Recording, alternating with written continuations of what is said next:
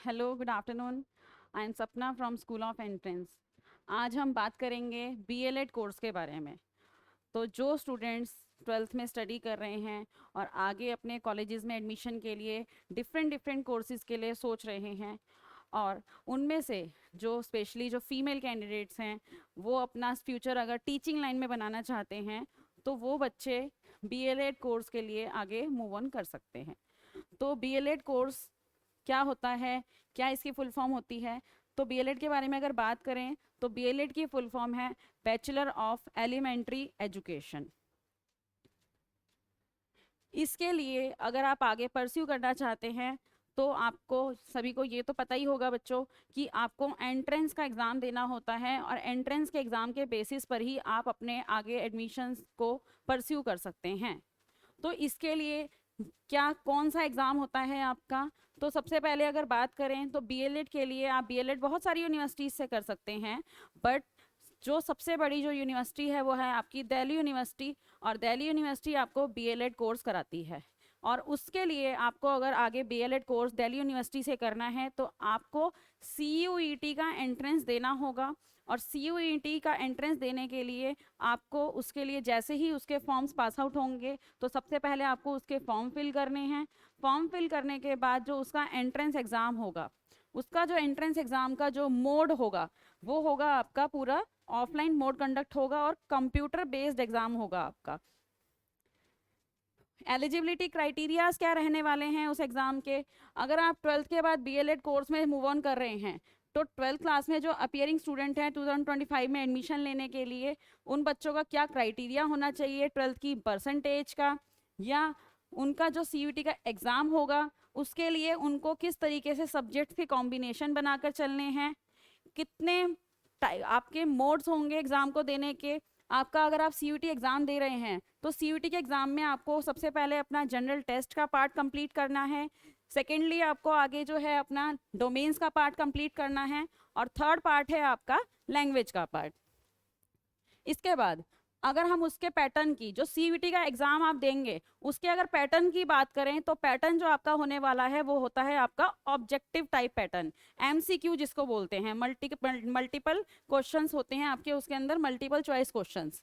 उसका जो ड्यूरेशन रहने वाला है सीयूटी के एग्जाम का, सीयूटी के एग्जाम का जो ड्यूरेशन है वो आपका 3 स्लॉट्स में होगा। मीन्स मैंने अभी आपको बताया, एक आपका जनरल टेस्ट, सेकेंड आपका जो है लैंग्वेज का पार्ट, और थर्ड आपका डोमेन का पार्ट। इसके बाद हम आगे बात कर रहे हैं इसमें कैंडिडेट्स की क्लेमिंग जो कैटेगरी है।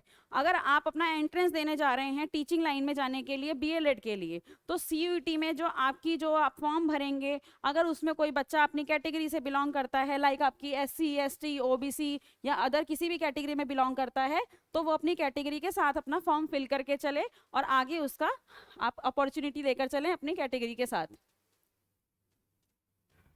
इसमें जो आपके डोमेन्स होते हैं उनका जो डोमेन्स का मैंने आपको बताया, इंग्लिश, जनरल टेस्ट और आपके बहुत सारे जो डोमेन्स होते हैं उनको आप उनमें ऐड करके चलेंगे।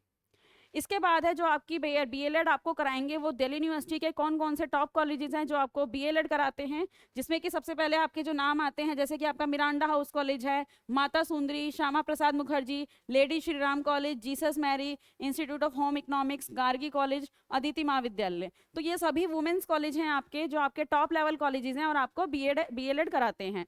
तो अगर आप इस कोर्स के लिए मूव ऑन होना चाहते हैं, अपना फ्यूचर टीचिंग लाइन में आगे बनाना चाहते हैं, तो इस कोर्स को करके आप आगे परस्यू करें। बीएलएड के बाद आप क्या कर सकते हैं, आगे मास्टर्स में क्या कर सकते हैं, या किस तरीके से आप इस चीज़ को पूरा करें कि जो आप एडमिशन लेने जा रहे हैं बीएलएड के अंदर और बीएलएड में ही अपना फ्यूचर बनाना चाहते हैं, तो इसके लिए पूरी डिटेल में इंफॉर्मेशन लेने के लिए आप सेंटर विजिट कर सकते हैं।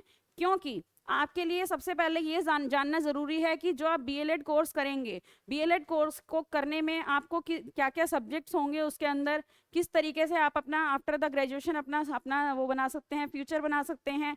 या आप अगर सीयूटी का एंट्रेंस दे रहे हैं तो सबसे पहले आपका फॉर्म कब निकलेगा, फॉर्म निकलने के बाद जब आपके पास एक मेरिट रैंक होगी आपकी, उस मेरिट रैंक के अकॉर्डिंग किस तरीके से आपको आगे पार्टिसिपेट करना है, किस तरीके से आप उस पार्टिसिपेशन के अंदर अपने कोटास को अप्लाई करेंगे। लाइक कोटास जो मैंने आपको बताया, जैसे कि कैटेगरीज होती हैं, कैटेगरीज के साथ साथ जो बच्चे आउट ऑफ द दिल्ली हैं, उन दिल्ली के कोटा को पूरा करने के लिए आप 85% कोटा को कैसे ग्रैब करेंगे, क्या क्या डॉक्यूमेंटेशन उसमें रिक्वायर्ड होंगे, तो ये सब चीज़ें आपको पता होनी चाहिए। तो अगर आपको ये सारी चीज़ें डिटेल में सही से पता होंगी तो ही आप इस एडमिशन को एक अच्छे कॉलेज के अंदर आगे परस्यू कर सकते हैं। तो अगर आप डायरेक्टली हमसे मिलकर कांटेक्ट करना चाहते हैं तो हमारा सेंटर पश्चिम विहार में है। पश्चिम विहार में आप डायरेक्टली विजिट करें और आकर इन्फॉर्मेशन लें डिटेल में। Thank you.